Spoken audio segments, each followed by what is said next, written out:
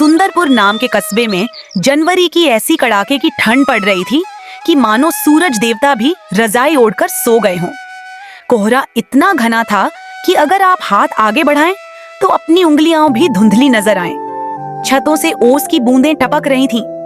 इसी कस्बे के एक पुराने सीलन भरे मकान के आंगन में एक चारपाई बिछी थी। उस पर रजाई का एक पहाड़ बना हुआ था। उस पहाड़ के अंदर से खर्राटों की जगह दांत बजने की आवाज आ रही थी। Kit kit kit. उफ, हे भगवान, ये कैसा अत्याचार है।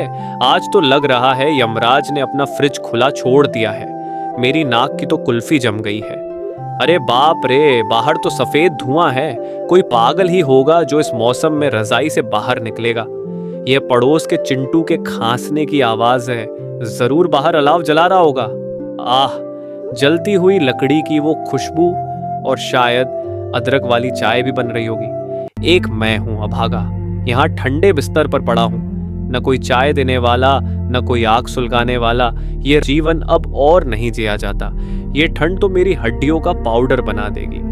मुझे शादी करनी ही पड़ेगी। कम से कम बीवी आएगी तो कहेगी, अजी सुनिए, चाय पी लीजिए, रजाई गर्म करती है। आह, क्या ख्याल है। गोलू ने मन ही मन एक संकल्प लिया। उसने अपनी रजाई के नीचे से निकलकर शादी का ख्वाब सजाकर अपने पड़ोसी रमेश काका के घर की ओर बढ़ा। रमेश काका अपने बरामदे में एक बड़ी सी अंगीठी जलाकर बैठे थे। आग की लपटें देख गोलू की आंखों में चमक आ गई। वह लपक कर वहां पहुंचा। काका राम राम। ओ काका, थोड़ी जगह देना, मेरे हाथ तो सुन्न होकर गिर ही जाएंगे अभी। अरे ये मैं क्या देख रहा हूँ गोलू, तू और वो भी सुबह सुबह। बेटा, आज सूरज पश्चिम से निकला है या ठंड की वजह से तेरा दिमाग जम गया है? तू तो दोपहर से पहले रजाई का पल्ला नहीं छोड़ता। क्या बात है बेटा, सब खैरियत? काका खैरियत कहाँ, ये अकेलापन मुझे खाए जा रहा है। मेरी हालत देखो, ये सूनी और सर्द रातें अब काटी नहीं जाती। अगर साथ में दो मीठे बोल बोलने वाला न हो तो सब बेकार लगता है। घर की दीवारें काटने को दौड़ती हैं। आप तो समाज के इतने बड़े और इज्जतदार आदमी हैं, मेरी शादी क्यों नहीं करवा देते? किसी का घर बसाना तो सबसे बड़ा पुण्य है। शादी? बेटा गोलू, शादी कोई गाजर का हलवा नहीं है जो खाया और सो गए। शादी मतलब जिम्मेदारी। गृहस्थी की गाड़ी खींचने के लिए खून पसीना एक करना पड़ता है। और तुझे तो सर्दी में रजाई से निकलने में भी पसीना आता है। तू तो हवा चलते ही सोने चला जाता है। काम धाम कैसे करेगा? बीवी को क्या खिलाएगा? बर्फ? काका, आप मुझे काम मत आंकिए। ये तो मेरा अकेलापन है जो मुझे आलसी बनाए हुए है। आप एक बार मेरा घर बसाकर तो देखिए। मैं कसम खाता हूँ, जैसे ही बीवी घर आएगी मैं रजाई को आग लगा दूंगा। मतलब आलस त्याग दूंगा। मैं शेर की तरह शिकार पर, मतलब काम पर निकलूंगा। खूब पैसे कमाऊंगा, बड़ा घर बनवाऊंगा, हजारों गाय बछड़े पलूंगा। बस आप ये ठंड कटवा दीजिए। देख ले गोलू, बाद में मुकर मत जाना। ठीक है, तेरी जिद मान लेता हूँ। वैसे भी ठंड में शादियों का सीजन है। बगल के गांव में दीनानाथ जी की बेटी रिया है, बहुत सुशील और मेहनती है। बात चलाता हूँ। रमेश काका की कोशिश रंग लाई और चट मंगनी पट ब्याह हो गया। कोहरे और शीत लहर के बीच बारात लौटी। रिया जब विदा होकर गोलू के घर आई तो घर की हालत देखकर उसका दिल बैठ गया। घर क्या था, हवा महल था।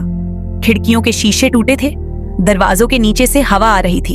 हे भगवान, यह घर है या शिमला का बस स्टैंड? यहाँ तो बाहर से ज्यादा ठंड है। अजी सुनिए, आपने तो कहा था घर में सब सुविधाएं हैं। यहाँ तो अलाव जलाने के लिए कोयला तो छोड़िए, माचिस की तीली तक नहीं दिख रही। मैं तो पहली ही रात जम जाऊंगी। अरे रिया, तुम आ गई हो ना। तुम्हारे कदमों से ही घर में गर्माहट आ गई है। ये सब छोटी बातें हैं, तुम चिंता मत करो। तुम जल्दी से रसोई में देखो, कुछ पुरानी लकड़ियां पड़ी होंगी, उन्हें जलाओ और गर्मा गर्म चाय और पकौड़े बनाओ। मैं तब तक जरा रजाई में घुसकर शरीर का तापमान ठीक कर लूं। बारात में घोड़े पर बैठकर कमर अकड़ गई है। कैसा पति मिला है, खुद रजाई में घुस रहा है और मुझे काम बता रहा है। खैर, नई नई शादी है, शायद सच में थके होंगे। रिया ने समझदारी दिखाई। उसने घर की सफाई की, आग जलाई और गर्मा गर्म भोजन बनाया। गोलू खुशबू सूंघते ही रजाई से बाहर निकालकर बैठ गया। वाह वाह रिया रानी, इस कड़कड़ाती ठंड में तुम्हारे हाथ के बने मेथी के पराठे, आह, ऐसा लग रहा है साक्षात स्वर्ग का सुख मिल गया। अब मुझे और कुछ नहीं चाहिए, बस पूरी सर्दी में ये रजाई और तुम्हारे हाथ का खाना। गोलू की शादी के 1 महीने हो गया था, लेकिन ठंड और गोलू का आलस दोनों अपनी चरम सीमा पर थे। गोलू अब भी कोई काम नहीं करता था। रिया जब भी उससे किसी चीज या घर के राशन लाने को कहती तो वो किसी न किसी से उधार मांग ले आता था। आज फिर घर का राशन खत्म हो चुका था। सुनिए, ओ कुंभकर्ण के भाई, दोपहर के 12 बज रहे हैं। बाहर थोड़ी धूप निकल आई है, लेकिन आप अभी भी 3 रजाई में हैं। घर में आटा खत्म है, चीनी खत्म है, चाय की पत्ती का आखिरी दाना भी मैंने सुबह डाल दिया। आप काम ढूंढने कब जाएंगे? अरे रिया, तुम समझती क्यों नहीं? आज रेडियो पर मैंने सुना है शीतलहर का रेड अलर्ट है। डॉक्टर कहते हैं ऐसे मौसम में अचानक बाहर निकलने से हार्ट अटैक आ सकता है। क्या तुम मुझे मारना चाहती हो? जान है तो जहान है। बहाने मत बनाइए। अगर आज राशन नहीं आया तो शाम को हम दोनों को उपवास करना पड़ेगा। और हाँ, इस बार उधार मत लाइएगा। पिछले उधार वाले रोज गाली देकर जाते हैं। अच्छा बाबा, जा रहा हूँ। तुम तो पीछे ही पड़ गई हो। पता नहीं ये सर्दी मेरे पीछे ही क्यों पड़ी है। इंसान को चैन से करीबी में जीने भी नहीं देती। गोलू घर से निकला। बाहर ठंडी हवा चल रही थी। वह काम ढूंढने नहीं, बल्कि अपने दोस्त बंटू की दुकान पर गया उधर लेने। बंटू भाई, राम राम। यार, आज तो खून जमा देने वाली ठंड है। और सुनाओ, धंधा पानी कैसा चल रहा है? गोलू, मेरा धंधा तो ठीक है, पर तेरा धंधा कब शुरू होगा? और सुन, अगर तू फिर से उधार मांगने आया है तो भूल जा, पिछला हिसाब चुकता नहीं किया तूने। अरे बंटू भाई, कैसी बातें करते हो? दोस्ती में हिसाब किताब? दरअसल घर में मेहमान आए हैं ससुराल से। इज्जत का सवाल है। बस 5 किलो आटा और थोड़ी चीनी दे दें। जैसे ही मौसम खुलेगा मैं शहर जाकर काम शुरू करूंगा और तेरा एक एक पैसा सूद समेत लौटा दूंगा, कसम से। तेरा मौसम पिछले 3 साल से नहीं खुला है। देख, ये आखिरी बार दे रहा हूँ, वो भी इसीलिए क्योंकि तेरी बीवी भली औरत है। इसके बाद दुकान की सीढ़ियां मत चढ़ना। गोलू सामान लेकर घर आया। रिया खुश हो गई कि पति सुधर रहा है, लेकिन यह सिलसिला ज्यादा दिन नहीं चला। बंटू ने उधार देना बंद कर दिया। दूसरे दुकानदारों ने गोलू को भगा दिया। कर्जदार घर के बाहर आकर शोर मचाने लगे। नाक कटवा दी आपने। बाहर दूध वाला चिल्ला रहा है, सब्जी वाला गालियां दे रहा है। मैंने कहा था काम करो, लेकिन आपको तो अपनी रजाई प्यारी है। अब बस बहुत हो गया। मैं इस ठंड में भूखी नहीं मर सकती। मैं अपने मायके जा रही हूँ। वहाँ कम से कम इज्जत की रोटी और गर्म चाय तो मिलेगी। अरे रिया, इतनी ठंड में कहाँ जाओगी? बस कुछ दिन रुक जाओ। अच्छा, जा रही हो? ठीक है, तुम मायके में जाकर मेवे के लड्डू खाना, अपनी सेहत बनाना। मैं यहाँ सब संभाल लूंगा।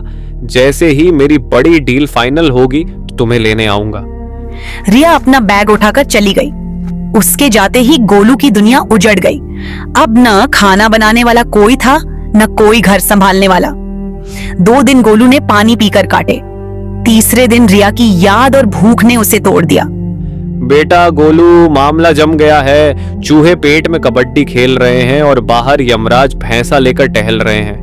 अगर यहाँ रहा तो कर्जदार खाल खींच लेंगे और मेरा जान ले लेंगे। ससुराल चलता हूँ, वहाँ दामाद वाली खातिरदारी होगी। ससुर जी के खेत का ताजा गन्ना मिलेगा और सासू माँ के हाथ की रबड़ी। वाह, क्या आइडिया है। निकल ले बेटा, जल्दी। अगली सुबह गोलू अपने ससुराल सुंदरपुर के लिए पैदल ही जंगल के रास्ते निकल पड़ा।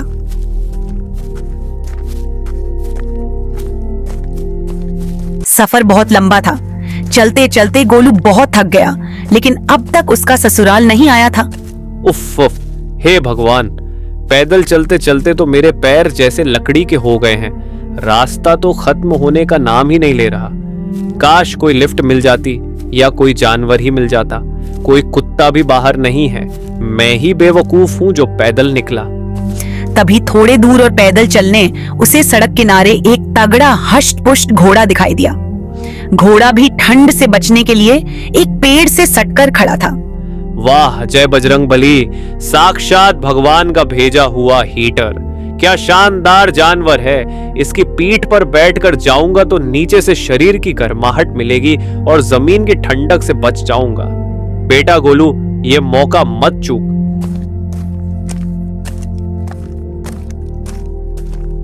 क्यों भाई, तुम भी अकड़ गए हो क्या मेरी तरह? चलो हम दोनों एक दूसरे की मदद करते हैं। तुम मुझे मेरी ससुराल पहुंचा दो, मैं तुम्हें वहां चने की दाल और गुड़ खिलाऊंगा। मंजूर? घोड़ा शायद खड़ा खड़ा बोर हो रहा था। उसने हिन हिनाकर सहमति दी। गोलू बड़ी मुश्किल से 3-4 बार फिसलने के बाद घोड़े की पीठ पर चढ़ पाया। आह, क्या सुकून है। ये तो रजाई से भी गर्म है। चल मेरे चेतक, दिखा दे अपनी रफ्तार। ससुराल में गाजर का हलवा हमारा इंतजार कर रहा है।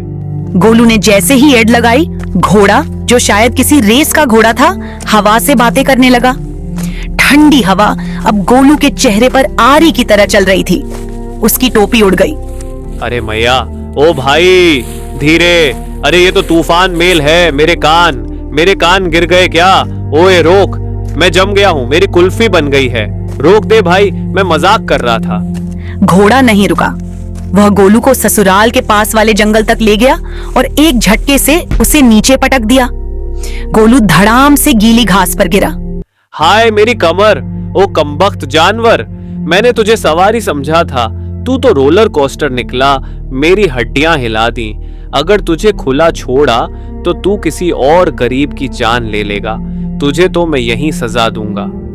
गोलू ने कांपते हाथों से अपनी पगड़ी खोली और उससे घोड़े को एक पेड़ से मजबूती से बांध दिया। अब यहीं खड़ा रह इस कोहरे में। जब ओस गिरेगी तब अक्ल ठिकाने आएगी। मैं तो चला अपनी ससुराल की रजाई में। गोलू लंगड़ाते हुए मिट्टी में सना हुआ ससुराल के दरवाजे पर पहुंचा। ससुर दीनानाथ जी बाहर धूप सेकने की कोशिश कर रहे थे। अरे दामाद जी, आप इस हालत में और बिना बताए? रिया बेटी, जल्दी बाहर आओ। देखो दामाद जी आए हैं। दामाद जी, आप कांप क्यों रहे हैं? जी ससुर जी, बस आपका आशीर्वाद लेने का मन हुआ। दरअसल मेरा कश्मीरी शॉल और पश्मीना का कारोबार इतना फैल गया है कि सांस लेने की फुर्सत नहीं। सोचा इस सीजन में थोड़ा ब्रेक लूं और आपके साथ बैठकर मूंगफली खाऊं। रास्ते में मेरी कार खराब हो गई तो पैदल ही भागता हुआ आया हूं ताकि थोड़ा वार्म अप हो जाए।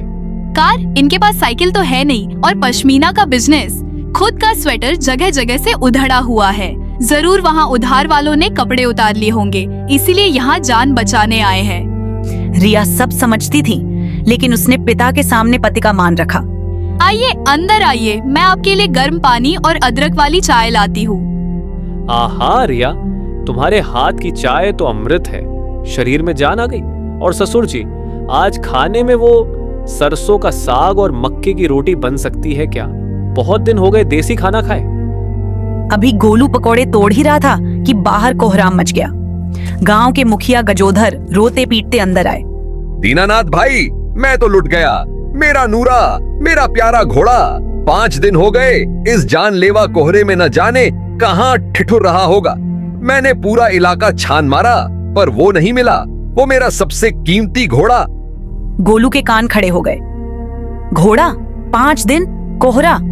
उसे तुरंत जंगल वाला घोड़ा याद आया जिसे उसने अभी अभी बांधा था। मुखिया जी, शांत हो जाइए। चिंता करने से बाल सफेद होते हैं, समस्याएं हल नहीं होती। आप शायद जानते नहीं, मैं केवल एक बड़ा व्यापारी नहीं हूँ। मैंने बड़े बड़े साधुओं से ज्योतिष भी सीखी है। मैं तुरंत बता दूंगा आपका घोड़ा कहाँ है। जरा अपना दाहिना हाथ दिखाइए। सच में दामाद जी, आप बता सकते हैं? देखिए। हम यहाँ देखिए, ये रेखा बता रही है कि जानवर सुरक्षित है लेकिन बंधा हुआ है। मुखिया जी ध्यान से सुनिए। आपका घोड़ा गांव के बाहर वाले जंगल में एक घने बरगद के पेड़ के नीचे बंधी हुई अवस्था में खड़ा है। किसी ने उसे वहां बांध दिया है ताकि वह सुरक्षित रहे। जल्दी जाइए, वह आपका इंतजार कर रहा है। मुखिया जी और गांव के लोग दौड़े। आधे घंटे बाद वे घोड़े के साथ वापस आए। घोड़ा वही था। पूरे गांव में गोलू बाबा की जय जयकार होने लगी। धन्य हो दामाद जी, आप तो साक्षात अंतर्यामी हैं। आपने बैठे बैठे बता दिया। आज से आप हमारे गांव के गौरव हैं। कोई भी समस्या होगी हम आपके पास ही आएंगे। उस रात गोलू की खुशी का ठिकाना नहीं था। ससुराल में उसकी धाक जम गई थी। रात को उसने इतना खाना खा लिया कि उसे नींद नहीं आ रही थी। वह खाना पचाने के लिए बाहर टहलने निकला। घूमते घूमते वह अनजाने में जंगल की तरफ निकल गया। वहां कुछ लोग अंधेरे में बैठे खुसुर पुसुर कर रहे थे। खबरदार, कौन है वहां दे साथियों, पकड़ लो इसे। गोलू जैसे ही वहां पहुंचा, 4 खूंखार आदमियों ने उसे घेर लिया। तू हमारी जगह पर आया है, तू कौन हो और यहाँ क्या कर रहा है? अब तू जिंदा वापस नहीं जाएगा, तू जरूर कोई जासूस है। गोलू डर गया और उसने सोचा कि अगर मैं इन्हें सच बता दूंगा कि मैं यहाँ टहलते हुए आया गया हूँ तो ये मेरे बात पर विश्वास नहीं करेंगे और मुझे जासूस समझकर मर देंगे। जासूस? अरे नहीं भाई, मैं तो तुम्हारी ही बिरादरी का हूँ। मैं महाचोर गोलू हूँ, दूसरे गांव से आया हूँ। आज मेरा दिन खराब था, एक भी ताला नहीं टूटा, इसलिए खाली हाथ और उदास लौट रहा था। मैं तो नया साथी ढूंढ रहा था। अच्छा, तू चोर है, पर तेरी शक्ल से तो तू शरीफ लगता है। अरे सरदार, शक्ल पर मत जाओ। सफेद पोश चोर हूं मैं, बड़ी बड़ी चोरियां करता हूं। बात तो पते की है। ठीक है, आज रात मौसम अच्छा है, चोरी करने में मजा आएगा। चल हमारे साथ, गांव के सेठ की हवेली में चोरी करनी है, वहां तिजोरी में बहुत माल है। गोलू न चाहते हुए भी चोरों के साथ हो लिया। वे सेठ की हवेली में घुसे। सब चोर चुपचाप माल समेट रहे थे। गोलू का दिल जोर जोर से धड़क रहा था। उसकी नजर कोने में रखी एक बड़ी सी पीतल की परात पर पड़ी। ये परात, अगर मैं इसे उठाऊं तो शायद भारी हो, लेकिन मुझे यह देखना है कि यह असली पीतल है या नहीं, या फिर अगर मैं इसे गिरा दूं तो शोर होगा, सब जाग जाएंगे और भगदड़ मचेगी। उसी में मैं भाग निकलूंगा। इन चोरों के साथ रहने से तो यही बेहतर है। गोलू ने परात उठाई और जानबूझकर उसे जमीन पर पटक दिया। ठन्नन! रात के सन्नाटे में वह आवाज बहुत तेज गूंजी। पहरेदारों ने चारों तरफ से घेर कर चोरों को पकड़ लिया। गोलू ने भी हाथ ऊपर कर दिए। सुबह होते ही उन्हें राजा विक्रम सिंह के दरबार में पेश किया गया। तुम लोगों की इतनी हिम्मत, और तुम उस घर में बर्तन क्यों बजा रहे थे? क्या तुम नए नए चोर बने हो? और क्या तुम्हें नहीं पता कि चोरी कैसे की जाती है? महाराज की जय हो, आप गलत समझ रहे हैं। मैं चोर नहीं हूं, मैं तो एक त्रिकालज्ञ हूं। मैं ध्यान में बैठा था तो मैं देखा कि ये चोर सेठ जी के घर में चोरी करने वाले हैं, इसीलिए इन्हें रंगे हाथों पकड़वाने के लिए मैंने नाटक किया और इनके गिरोह में शामिल हो गया। जैसे ही ये लोग माल लेकर भागने वाले थे, मैंने जानबूझकर परात पटक दी ताकि सब जाग जाएं और ये पकड़े जाएं। अगर मैं चोर होता तो खुद शोर क्यों मचाता? आप खुद अपनी बुद्धिमानी से सोचिए। हाँ, तर्क तो सही है। चोर कभी खुद को नहीं पकड़वाता। तुमने बड़ी चतुराई और साहस का काम किया है। हम तुमसे बहुत प्रसन्न हैं। राजा ने गोलू को 20 सोने के सिक्के इनाम में दिए। गोलू शान से ससुराल लौटा। अब तो वह सिर्फ ज्योतिषी नहीं, बहादुर जासूस भी माना जाने लगा था। रिया भी अब सोच रही थी कि शायद उसका पति सच में कोई छुपा रुस्तम है। किस्मत गोलू पर मेहरबान थी, लेकिन अब उसकी सबसे बड़ी परीक्षा होने वाली थी। एक दिन रानी का नवरत्न हार चोरी हो गया। मंत्री, हमारे महल से चोरी? यह हमारी सुरक्षा पर तमाचा है। उस चोर को ढूंढो और उस ज्ञानी गोलू को बुलाओ। वही अपनी विद्या से चोर को ढूंढ सकता है। सिपाही सुंदरपुर गए और गोलू को ससम्मान राजमहल ले आए। गोलू अंदर से डरा हुआ था। स्वागत है गोलू जी। रानी का हार चोरी हो गया है। आपको अपनी विद्या से पता लगाना है कि हार कहाँ है। आपके पास कल सुबह तक का समय है। अगर हार मिल गया तो आपको 200 स्वर्ण मुद्राएं मिलेंगी, और अगर नहीं मिला तो आपको कल सुबह फांसी पर लटका दिया जाएगा। फांसी? महाराज दया करें, थोड़ा वक्त और दे दें। मेरी विद्या को जागृत होने में समय लगता है। यह हमारा आदेश है। ले जाओ इसे अतिथि कक्ष में। गोलू को महल के एक आलीशान कमरे में बंद कर दिया गया, लेकिन फांसी के डर से उसे वह कमरा जेल लग रहा था। वह इधर उधर टहल रहा था और अपनी किस्मत को कोस रहा था। गया बेटा गोलू, अब तेरा खेल खत्म। कहाँ वो घोड़ा और परात सब तुक्के थे। अब हार कहाँ से ढूंढूं? कल सुबह राजा मुझे सूली पर टांग देगा। उफ, ये बला मेरी जान लेकर ही मानेगी। आज तो यह बला मुझे निगल जाएगी। हाय रे बला, तूने मुझे कहीं का नहीं छोड़ा। आखिर आ ही गई मेरी मौत बनकर यह बला। कमरे के दरवाजे के बाहर एक दासी खड़ी थी। उसका नाम बला था। वही हार चुरा कर लाई थी और यह देखने आई थी कि ज्योतिषी क्या कर रहा है। जैसे ही उसने अपना नाम सुना, उसके हाथ पांव ठंडे पड़ गए। हे भगवान, यह तो सच में त्रिकालदर्शी है। इसे मेरा नाम भी पता है। यह कह रहा है बला निगल जाएगी। इसका मतलब यह राजा को मेरा नाम बता देगा और राजा मुझे फांसी दे देंगे। डर के मारे बला दरवाजा खोलकर अंदर आ गई और गोलू के पैरों पर गिर पड़ी। महात्मा जी, दया कीजिए, मुझे माफ कर दीजिए। मुझे नहीं पता था आप इतने ज्ञानी हैं। आप तो नाम लेकर मुझे बुला रहे हैं। हाँ, मैंने ही हार चुराया है। लालच बुरी बला है। मुझे राजा की सजा से बचा लीजिए। हम तो तुम हो वह बला। मैं ध्यान में सब देख रहा था। तुम ही मेरी तपस्या में बाधा डाल रही थी। देखो, मैं साधु आदमी हूँ, किसी की जान नहीं लेना चाहता। वह हार चुपचाप लाकर मुझे दे दो।